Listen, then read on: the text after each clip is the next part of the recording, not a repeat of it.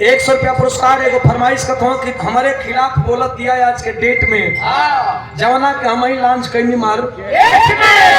Launch करके हम भुला गए घूमे वाला घूमे का लॉन्च करके भुला गए आ लॉन्च करके भूलेला का मतलब गाना लॉन्च करके अब दूसरा गाना गावे लगनी चला वो ये रहे के बाद आइए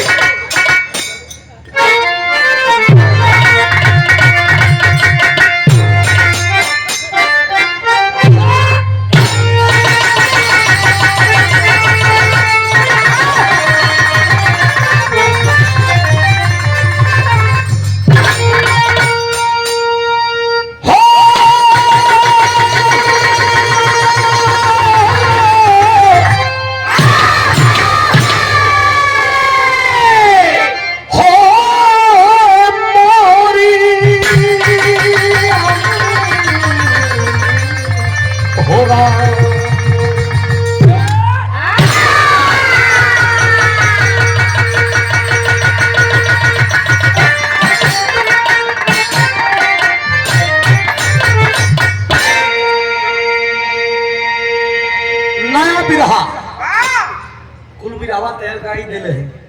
और वह बिरावा गाई तदमी के चुत्तर झाड़ के केरे मर्द मारा हुए गावत तो एकदम नया बिरहा गाव जाती तीसरा मंच के हो धीरे धीरे रिमांड को बिरहा बावत है धीरे धीरे रिमांड पर आवत है बीरो के लिए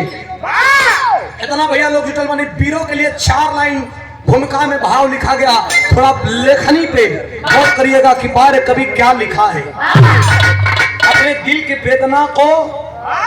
कलम का स्याही में और कागज पे उतार दिया एकदम नहीं हो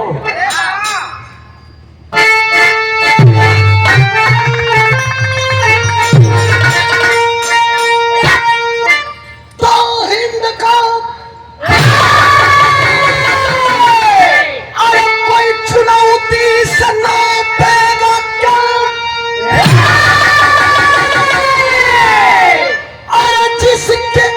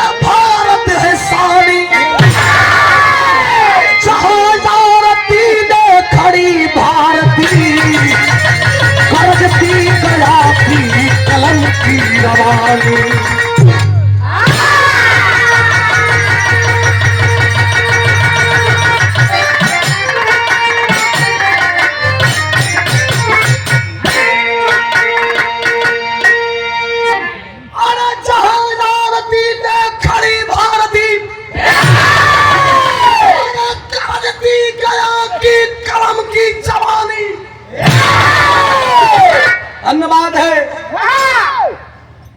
पूज्य हमारे अखाड़े के कवि प्रसाद गया प्रसाद कवि जी का उन्होंने लिखा है कि सेकते अपने सीने को बारूद से हिंदुस्तान हो या कोई कंट्री हो वीर बनना आसान नहीं है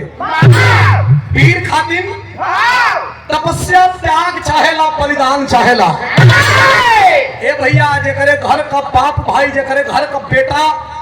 अपन गर्दन कटावेलन तब जाके वीरन में गिनती होला आई चीज गाजीपुर से भली भांति केहू नहीं खे जानत कि गोली सीना में खाए के होला तब स्वर्ण अक्षर में नाम लिखाला वीरन खातिन ई लाइन लिखल गइल बा कैसे मास्टर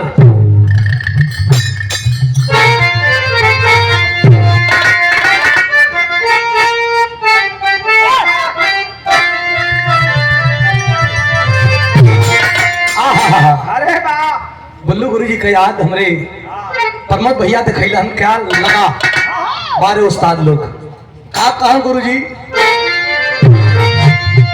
कि एक बात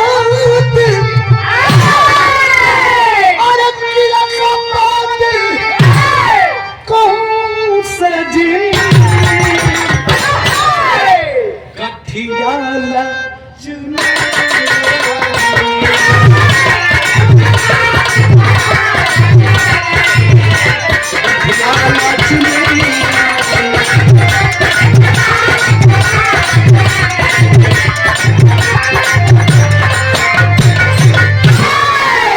इस भाव में इतने लोग बैठल हन पाँचे 10 मिनट जब बैठे के बैठ जाओ तनी पीरन खातिर कभी का कलम चलत हो।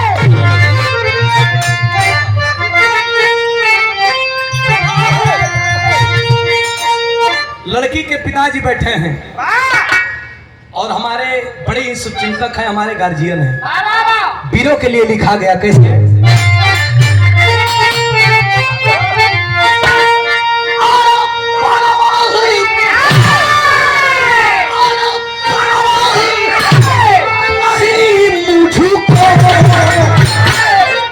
जीने और मरने का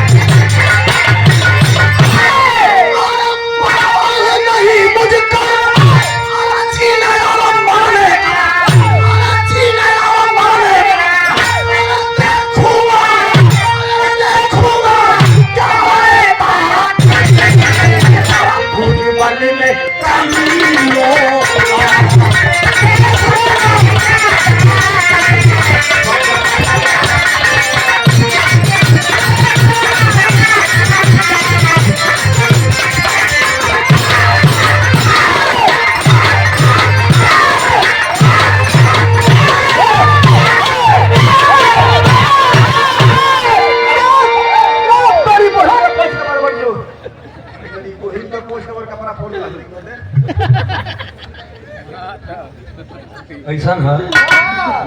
हम तो गाँव गाँव उचकत हैं। नहीं तो लोगों को कलेजा में तनको डर ना लगल कि भाई हमारे 45 मिनट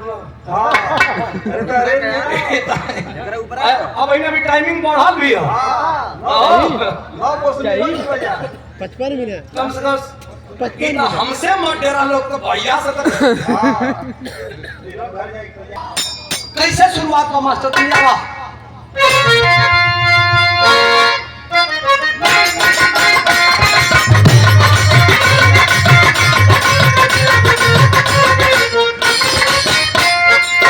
हमारे बड़का भैया केशव भैया जो जिला रोहतास से जाके बिरहा सुने वाला मूड बनाते दोबारा से कहानी ले कैसे कहानी बा बाढ़ लेखनी का सफाई आखिर गया प्रसाद कवि जी हमारे प्यारे लाल कवि जी का शिष्य हम लेखनी का सफाई हिंद का पानी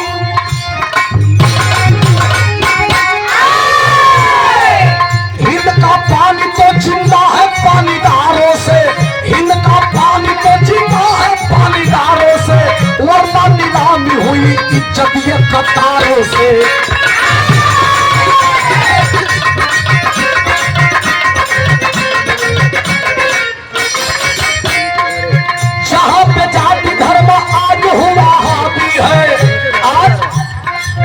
यही रवन है क्षमार हवन है राजपूत हवा नहीं ब्राह्मण हवा नहीं विश्वकर्मा हुआ दुनिया हवा तेली हवा कुहार हवा कहार हवा है कुर्मी हवन चाहे आज जाति धर्म हावी हो देश गुलाम रह तक केहू जाति धर्म ना मात्र अंग्रेजों को भगाना है ये मानसिकता बना करके हमारे देश के नौजवान चल रहे हैं कोई जाति धर्म नहीं लेकिन आज गुलाम देश में हम लोग एक थे आजाद होते दिखा गए एक सिर्फ कूटनीति है राजनीति है इसलिए कहना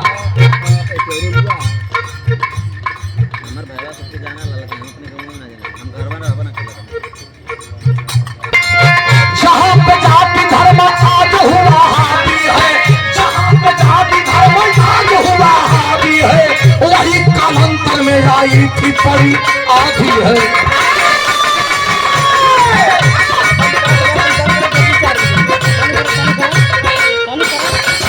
हुकूमत अंग्रेजों का जमाना था हुकूमत अंग्रेजों का जमाना था गुलाम देश ना हुआ था दानादार था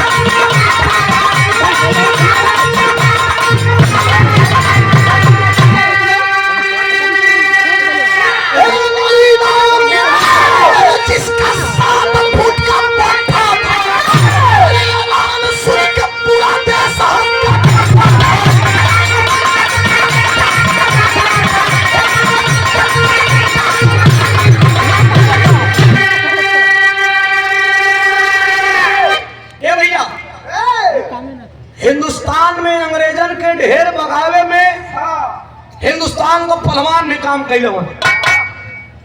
ऐसे कि पहले तनी भोजन कम रहल,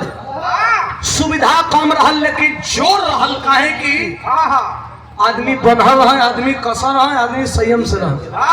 आज भोजन के कोनो दिक्कत ना है, रुपया के कोनो दिक्कत ना है, लेकिन आए दिन आदमी गैस का मरीज होत मन, आए दिन मरना ले आदमी बचत हो भोजनिया खाए के, जितना खात हम वो पचा पावत ना पचा पावत हम। डाइजेशन सिस्टम में खराब चलत है। आज आदमी पहले बाजरा का, लिट्टी, मक्का का, चना का कुल लिट्टी पचा घर मर्दवा। पहले के डाइजेशन सिस्टम इतना रहल जना कि इकड़ा पचा घले आदमी। आज तो मोमोज खूब खात का मंगा दे। अच्छा तोरे दुआरे पर केहू गयल तो खूब, अगर पनीगर बड़ा खूब महीन बड़ा तो क्या बनवा दे, चाउमीन बनवा दे, मोमोज बनवा दे, पिज्जा मंगवा दे, तू बड़कवा में गिनाए लगला। अरे बाप रे बाप। आ उहे खैला के बाद आदमी का जन पाचन तंत्र हो बेकार हो जाता। देखा हिंदुस्तान का धरती गुलाम रहल, बस हम गाँव जाए आप लोग समझ चलिए। हिंदुस्तान में पहलवान आवत रहन तो एक जोड़ी दो जोड़ी लड़ के जा। गुलाम देश में अंग्रेजी पट्टा एक आया हेनरी, हाइट ओकर 7 फुट रहल। देखा आके एक ऐलान किया प्रधान जी, ऐलान ओकर ये रहल कि जे हमसे लड़ी ओकर रुपया देव, लेकिन जे हमसे हारी। देखा तनकी सा दुविधा, जे हारी अगर ओकर बहिन होई तो ओकर बहिन के जबरी ले लेवल जाई, अगर ओकर बेटी होई तो बेटी के जबरी ले लेवल जाई। मतलब मासूम होखे चाहे केहू के जबरी बहिन बेटी के आए अपने यहाँ ले जाए जी हारी हो। इतना भैया लोग जो कहो केहू कह दे कि अगर हमसे कुश्ती लड़ा हरबत तो तोहर बेटी के अपना घरे ले जाई, केहू कह दे कि तोहर बहिन के घरे ले जाई, आदमी जिए दे कि सारा करेजा फाड़ दे। लेकिन आदमी बर्दाश्त कर काहे कि रहा तो गुलाम कर का, गुलाम रहा का कर। इतना पंच परमेश्वर बैठल हुआ, बड़े बड़े पहलवान कला के तो पटक दे जाई, लेकिन कुश्ती मतलब बिछड़ी का खेल। हम जानत है कि इनके पटक दे, लेकिन कुश्ती में अगर एगो दाव अगर बेकार हो जाई तो पटका जाई। अरे जान जाई तो कोई दिक्कत है भैया, का ये बताओ, जान जाई तो कोनो दिक्कत ना, लेकिन अपन बहिन बेटी के हो जाई ना ना ना ना। ये सोच के कुल पहलवान बैक होके लगलन। जब कुल पहलवान बैक होके लगलन, वही जिला में क्या कुछ बोल रहा है क्या, मैजिक निकलत ना धंस गेले कौन वाले नाचत है, पनिया वाली मैजिकवा, मैजिक हिया। हां पानी मतलब धकेल देता जब में पार हो जाई। नाचत है ना, कोई में नाचत गनवा सुन के नाचत है नहीं, पैया नाचत है। अच्छा हम कहे कि हम हो बढ़ियार को या हो गेल का यार, आदमी के संग संग गाड़ी नाचे लगे। ये ऐसे में तनके में अहंकार आ जाला। देखा आदमी का संग संग गाड़ी भी नाचती है, हम कहने के भाषा ले दो।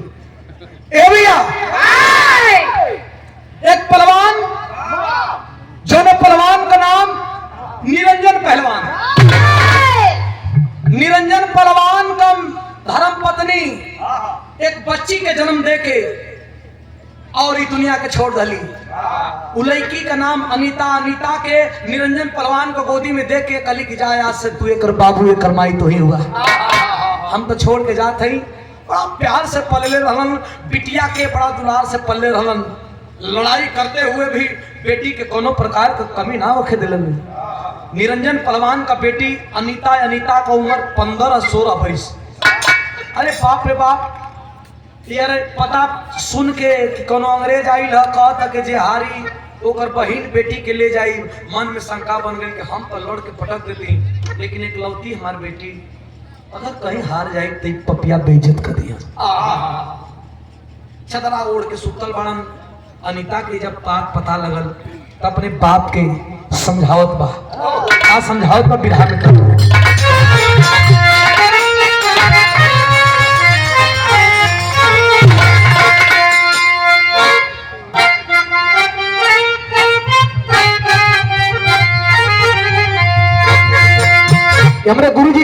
जान पर हो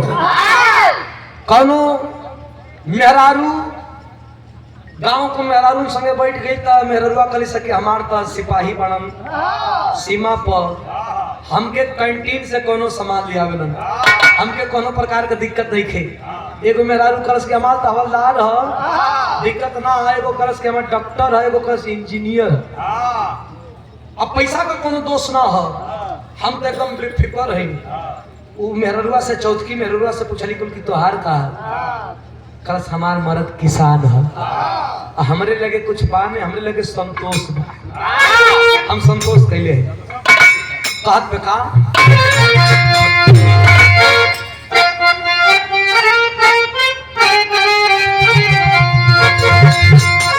अरे केहू के तल्ला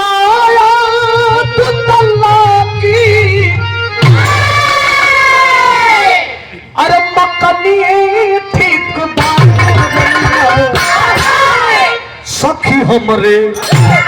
सखी हमरे गाँव के परधनिए गाँव के परधनिए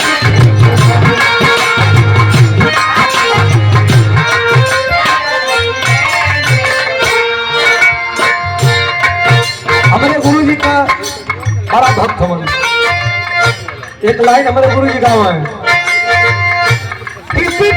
का लाइट कूलर तोहरी कोठरिया तोहरी कोठरिया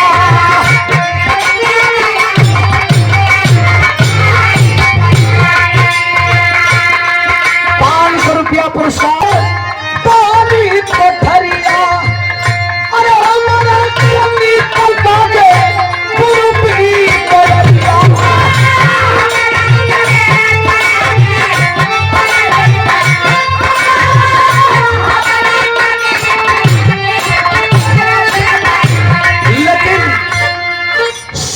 शर्त सुतल बारे निरंजन पहलवान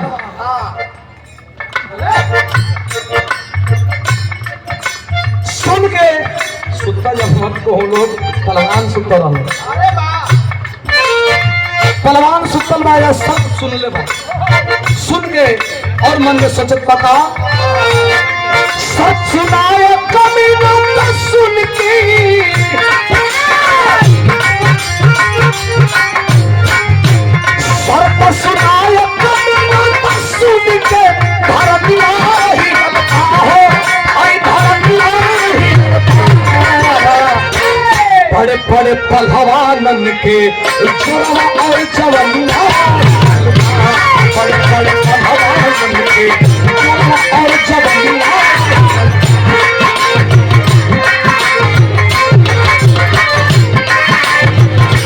200 रुपया पुरस्कार दंगल बहिन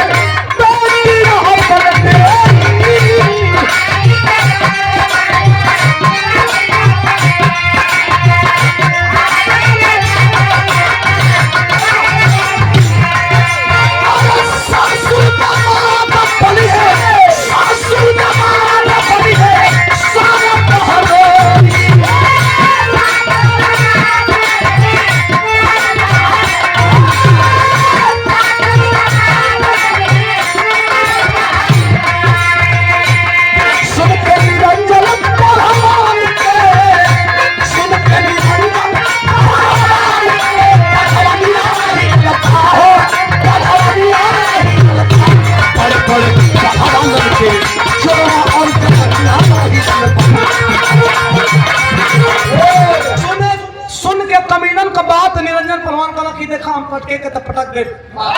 अखाड़े पे पहलवानों से कहना कि लेकिन ना अगर कहीं पटका जाए हमारे बेटी के लेके चलिए हमारे मेहरारू अंतिम समय में हमारे गोद में हमारे आंचल में डाल के दलस की दिखा तू ही बाप तू ही महतारी ना ना ना ना ना ना ना हम अपने बेटी संग रिश्ता आ केहू जितना भैया जुटल है कहो आदमी जुआ खेली है तो रुपया पैसा से केहू अपन इतना केहू कर करेगा का के अपने बहन बेटी संग केहू जुआ खेली ओहो ना खेली सुत गईलन आज जब सुत गईलन अनीता के पता चलल कि हमार बाबू बड़का पहलवान हो आ हमार इज्जत का डरन चादरा ओढ़ के सुतल हो गए अपने बाप के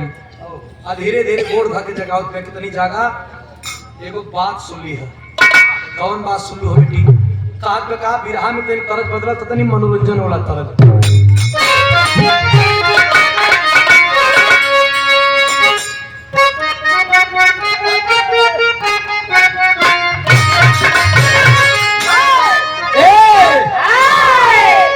अरे हलरा तयावे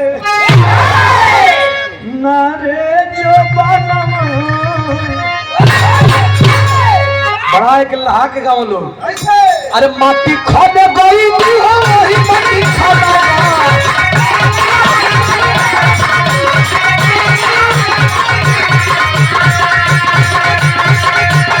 अरे माटी खोदे गई माटी खोदा हलरा तयावे नारे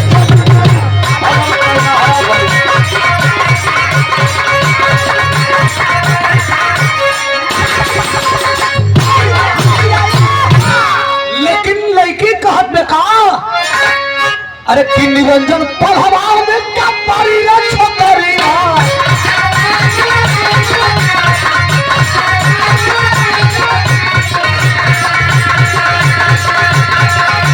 निरंजन पढ़वाओ में क्या पारी रे छोकरिया पिरिया धारा है पिरिया धारा है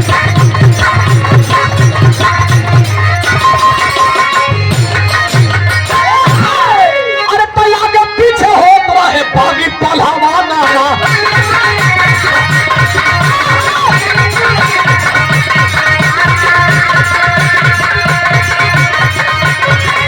अरे बदला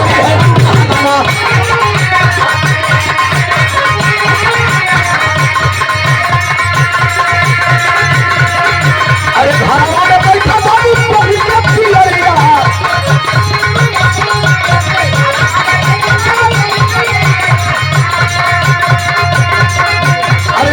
में बैठा बाबू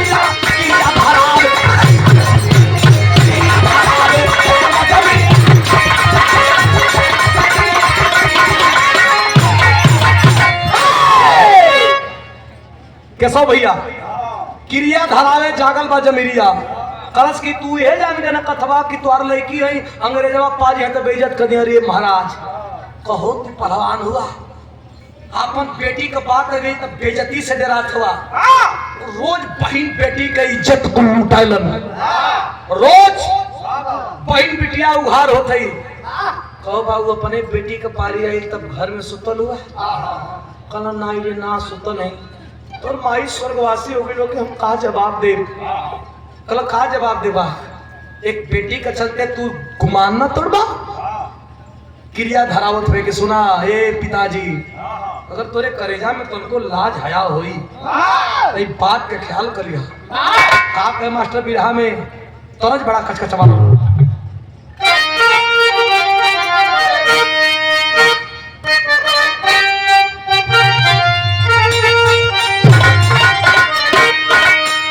उस्ताद लोगन का में कि तोर नैना कटार हो तोर नैना कटार और करी करी जाना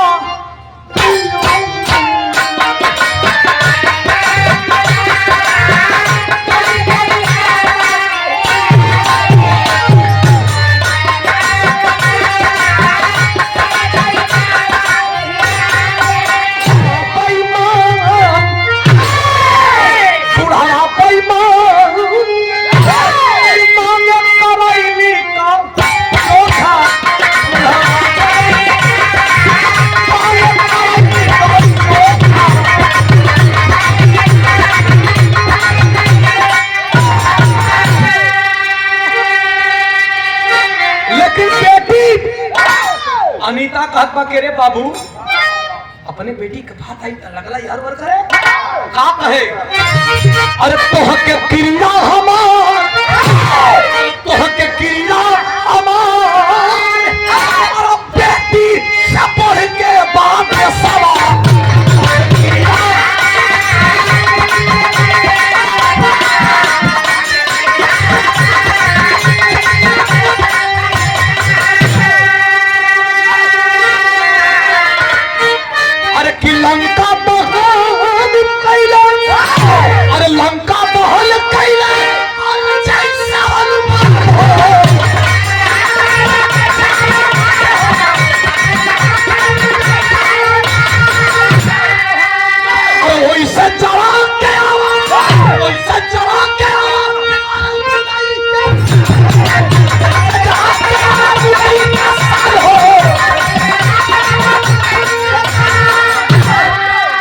भाई पीर ताइया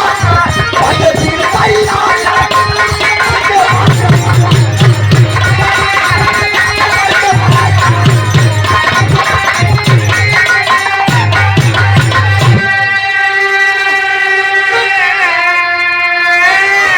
बेटी कहलस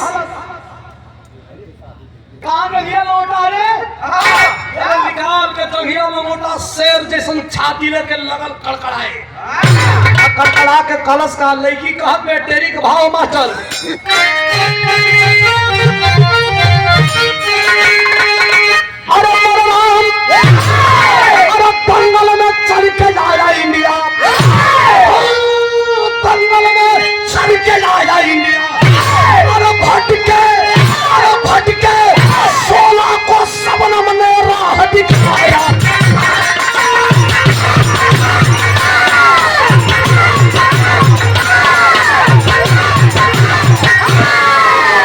भटके 16 को सबनम ने राह दिखाया।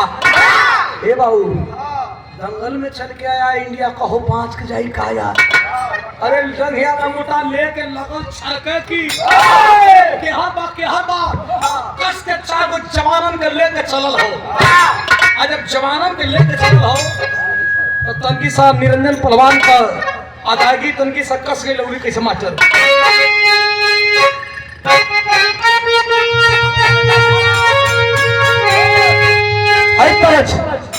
कैसे अरे कि मोर नहीं हारा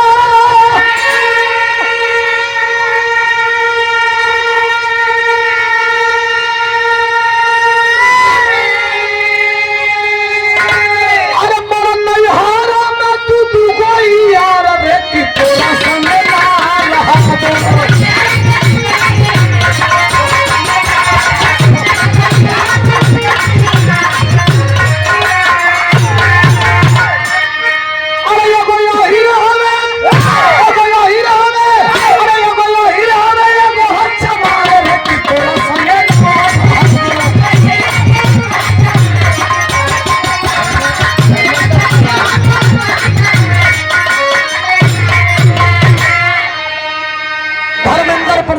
सम्मान में 100 रुपया पुरस्कार धन्यवाद। एगो यही रहे एगो अच्छा मार थोड़ा संगे अरे जोधन चाचा का पाँव फड़के लागल की अरे बाप रे बाप लेकिन लड़का है निरंजन पहलवान बना के हवाए के चलल भाई तो कहत कि दुश्मन तैयार रहो कैसे अरे तो चला देसावा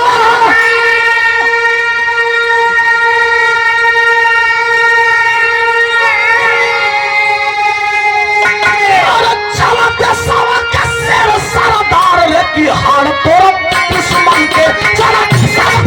सारा लेकी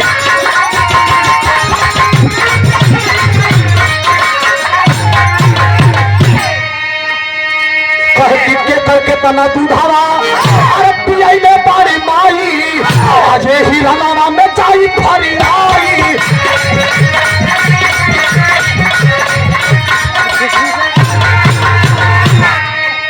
अरे तब जीता जी धारा दिया में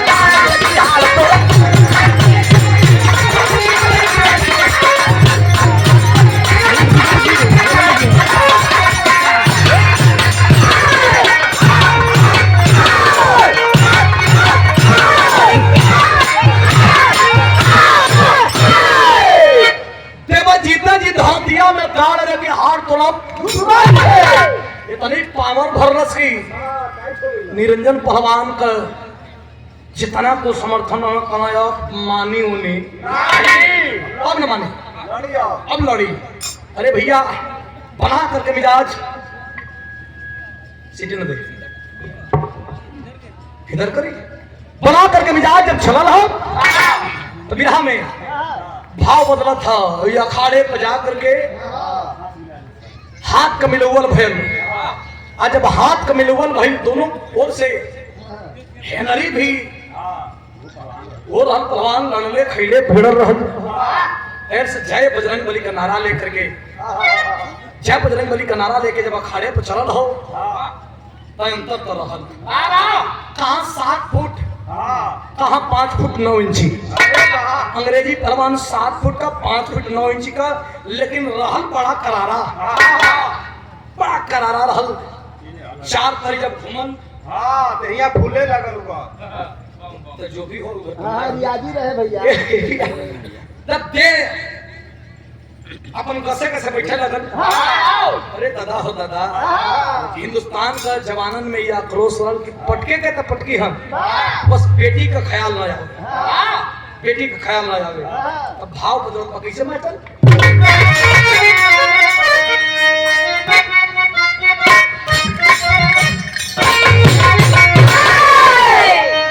अरे हम कवन मोही अरे नई नई प्रीत लगल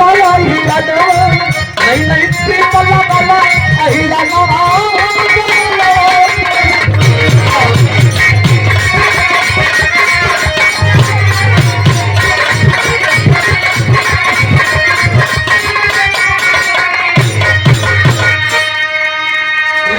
कुश्ती होके लगल। कुश्ती होके लगल तो मन्नू भैया कैसे कुश्ती होता हो। हिंदुस्तान का प्रसिद्ध दाव हो धोबिया पाठ, हिंदुस्तान का प्रसिद्ध दाव है। आदमी सबसे पहले ये दाव सीखे नयका लड़का तो सबसे पहले ये धोबिया पाठ कैसे। अरे धोबिया पाठ पलिया चढ़ाई, धोबिया पाठ पलिया चढ़ाई, चकारी जई सब नचाई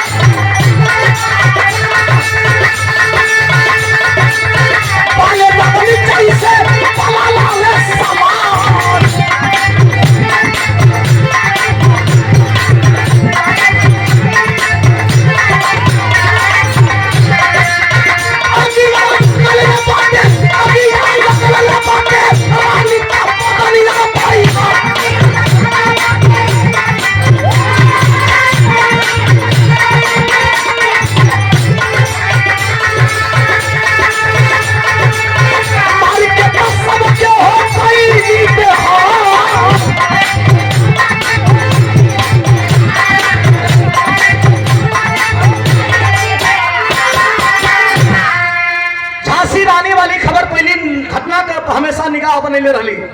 जाकर बीच में लड़की के रोक के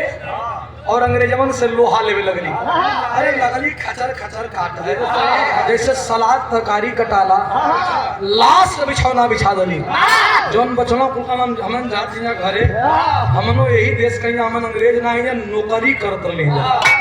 आ लड़की के लेके झांसी किला और पहुंचली।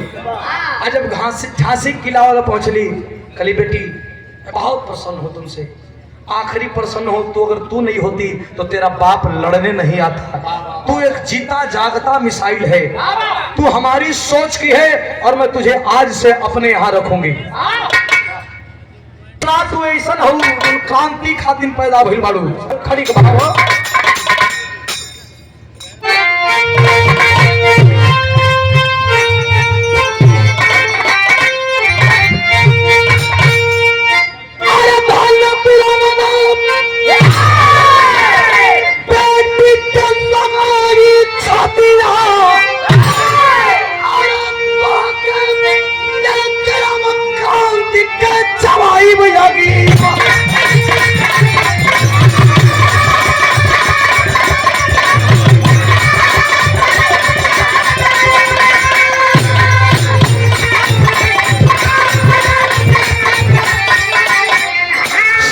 लजिया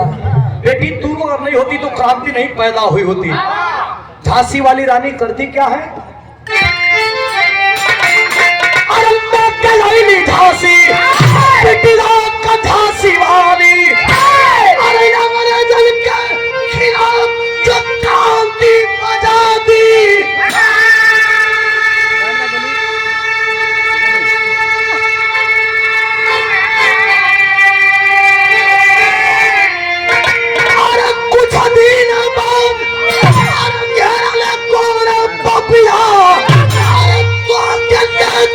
अब क्रांति का चलाई भैया गिरा।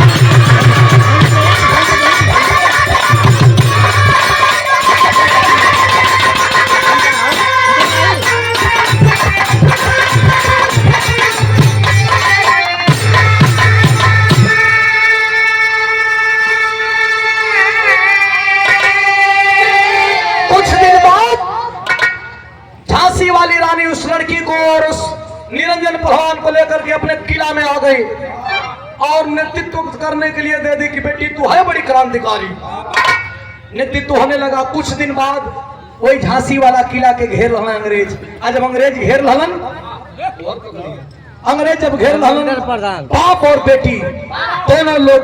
अंग्रेजों से लड़ते लड़ते शहीद हो गए। धर्मेंद्र प्रधान के सम्मान में 100 रुपया पुरस्कार, चरणों में कोट को प्रणाम। ये देश खूनों से सिंचित है। कहीं शहीद आजम भगत सिंह ने फांसी के फंदे को चुना, कहीं चंद्रशेखर आजाद ने अपनी आखिरी गोली को अपने सीने अपने भेजे में उतारने का काम किया,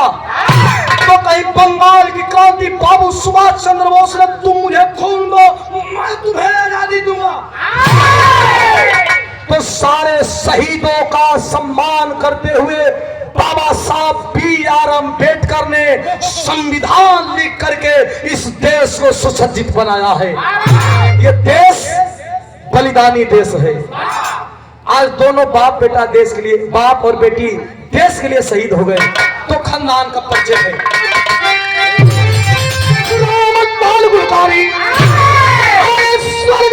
चंद्रिका कवि